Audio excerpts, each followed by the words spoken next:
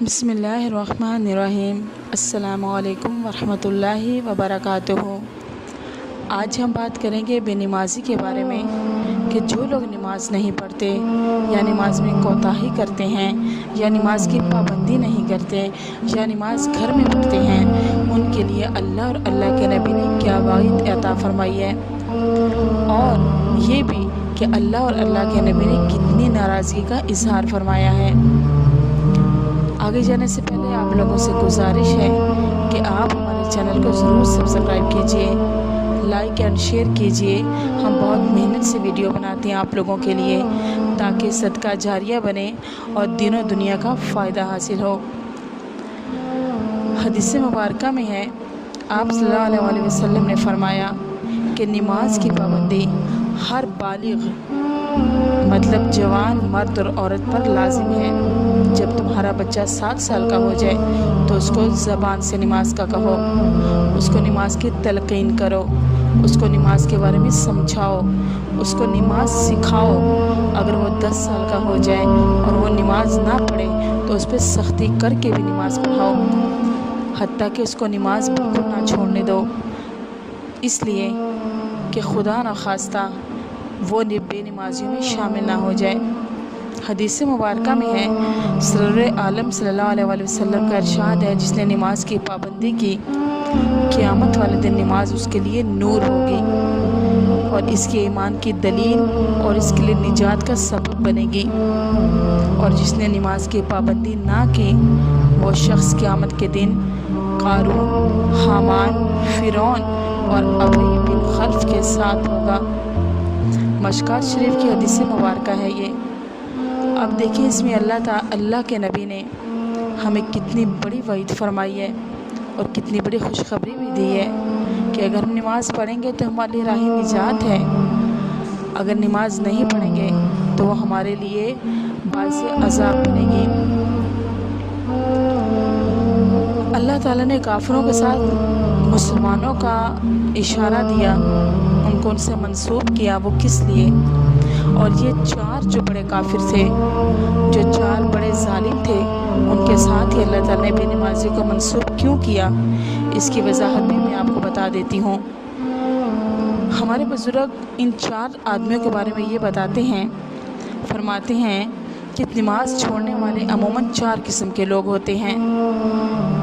वो हाकिम जो अपनी हुकूमत की वजह से नमाज को छोड़ दे, ये लोग फ़िरौन के साथी होंगे, क्योंकि फ़िरौन भी बादशाह था और वो भी अल्लाह को नहीं मानता था, और ये लोग अल्लाह को मानते हुए भी अल्लाह की नमाज नहीं पढ़ते। इस वजह से फरमाया इनका हशर फ़िरौन के साथ किया जाएगा।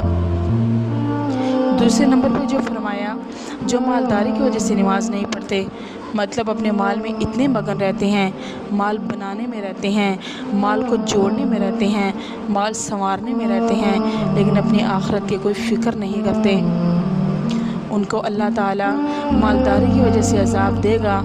और बेनमाजी का अज़ाब उन्हें इस तरह आएगा कि वह कारून कितना मालदार था, उसके साथ उनका हशर किया जाएगा।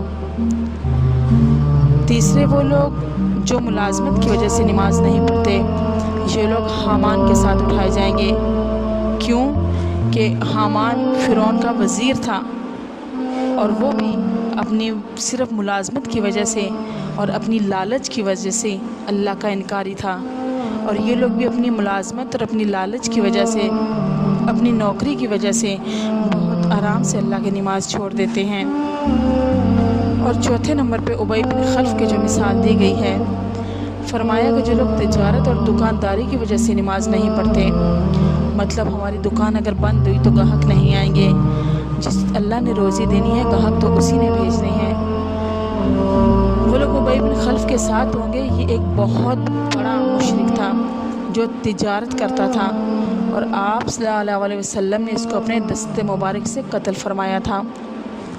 ये बहुत बड़ा गुस्ताख़ नबी था और अल्लाह ताला का बहुत बड़ा मुशरिक था।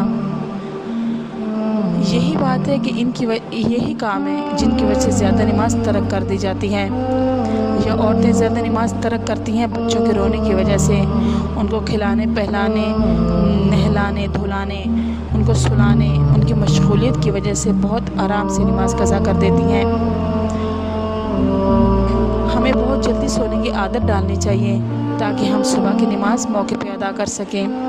ایک اور روایت میں ہے، نبی پاک صلی اللہ علیہ وآلہ وسلم نے ارشاد فرمایا، مومن اور کافر میں صرف نماز کا فرق ہے۔ اگر وہ نماز نہیں پڑھے گا تو وہ کفار کے ساتھ اٹھایا جائے گا، اور وہ بغیر توبہ کے اگر مر گیا تو اس کا حشر کافروں کے ساتھ ہوگا۔ اگر وہ بغیر توبہ اگر اس نے توبہ کر لی اور نماز کا پابند ہو گیا تو اللہ رب العزت اپنے رحمت اور اپنے فضل سے اس کے سارے گناہوں کو معاف فرما دیں گے۔ اور ایک اور حدیث مبارکہ میں ہے کہ جو لوگ گھر میں نماز پڑھتے ہیں ان کے بارے میں آپ صلی اللہ علیہ وآلہ وسلم نے ارشاد فرمایا کہ جو مرد گھر میں نماز پڑھتے ہیں، اگر میرے بس میں ہو تو میں ان کے گھروں کو آگ لگا دوں، کیونکہ وہ اللہ کی اذان ہونے کے باوجود، اللہ کے بلانے کے باوجود وہ اپنے گھروں میں مصلی ڈال لیتے ہیں۔ گھر میں نماز پڑھنے کی بھی بہت بڑی وعید آئی ہے، لیکن یہ صرف مردوں کے لیے ہے۔ عورتوں کے لیے اللہ تعالیٰ نے سب سے افضل اور سب سے بہتر نماز گھر کے چار دیواری کے اندر فرمائی ہے کہ وہ عورت سب سے زیادہ محفوظ اور سب سے زیادہ مومن ہے جو گھر کے چار دیواری کے اندر رہے۔ اللہ تعالیٰ ہمیں عمل کی توفیق عطا فرمائے اور نیکی کی بات کو سن کر آگے پھیلانے کی بھی توفیق عطا فرمائے۔ السلام